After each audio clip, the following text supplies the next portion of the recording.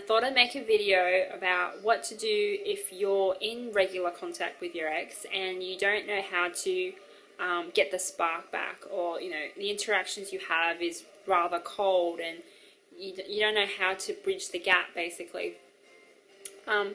This is especially useful if you're in a situation where you have no choice but to be in regular contact with your ex. So for example, if you have kids together and you need to see your kids regularly and you happen to see your ex as well then, or you live together, then you can't avoid your ex either, and or you work together and you can't avoid seeing them there either.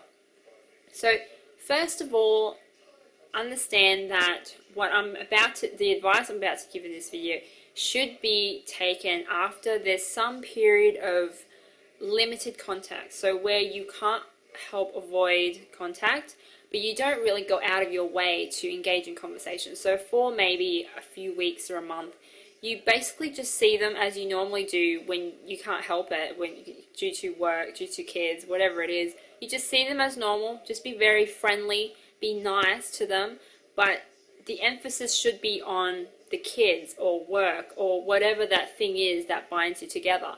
So focus more on that for the first few weeks, and just sort of don't try to engage them in any kind of conversation. Just kind of let them be. Just be nice. Don't ignore them. Be nice and friendly to them. Just keep things acquaintance-like, business-like. Don't bring up the breakup or the relationships or anything like that. Just be normal. And then after a while, you want to start trying to engage them in conversation like you used to. So you start by just talking about yourself, talking about what you've been up to, what you've done on the weekend, what things you're looking forward to, just general chit chat, just being nice. I mean, if you can't avoid seeing them, just be nice and friendly like any other person, and start some conversation. Then after a while, what you want to do as you start talking to them about what's happening in your life, and they start sharing what's happening with them, hopefully, if you've had that period where you didn't really engage in conversation, they will start to warm up a little bit. So you want to do this slowly. So if you see them once a week, you slowly, gradually engage them in more and more contact. And remember to not be all down and depressed when you see them. Make sure you are happy to see them, be cheerful, but only keep the conversation to simple things. Don't talk about your relationship or the breakup. Just keep things casual basically. So then after a while, as you start talking more, you want to start bringing up some of the past memories that you share with your ex. So things that were memorable, were fond memories for both of you. So for example, when you first started going out, maybe you went to carnivals a lot, and that was something you both really enjoyed and you had a lot of fun doing. Well, start talking about that. Start reliving some of those positive memories you have together. Start laughing about the things you used to laugh about, like old jokes. Start bringing them back into the conversation, especially if it's been a while since you've reconnected like this. So if for the last few months of your relationship, you were always bickering and arguing and there was no connection, you weren't talking at all anyway, now is the time to relive some of those positive moments early on in your relationship when things were going really good and you were in love with each other. So start slowly bringing those into the conversation. Start reliving it, telling the stories again. Get your ex to remember. And the important thing is, you bring it up like you're a friend reliving a past memory, not like you're trying to get something from them now that you brought this up.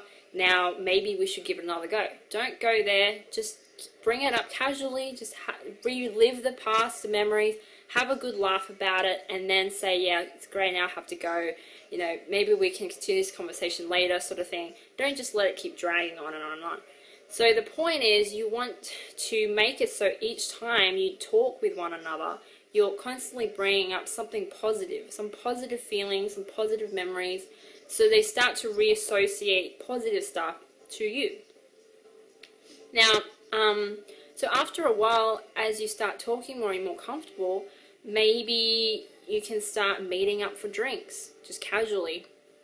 You know, maybe if in the beginning you really bonded because you both really enjoy running or rock climbing or something, ask them out like to do an activity together. I think that's one of the best ways to bond with somebody, is to do something together.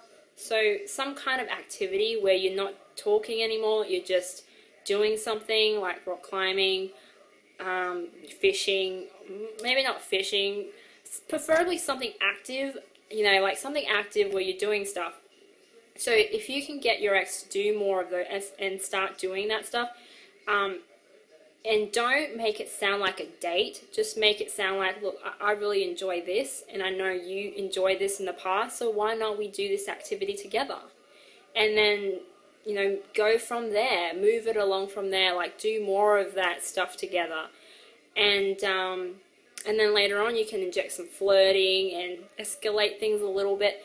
But the point is to keep it friendly and basically start to reprogram your ex to associate positive memories to you again.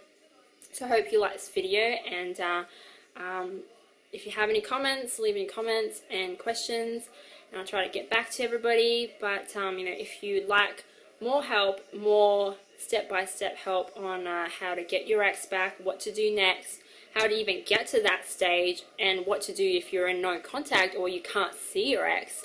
For example, if you're in a long-distance relationship and you can't see your ex, there's definitely more tips just like this, more help for you, just like this video on my website.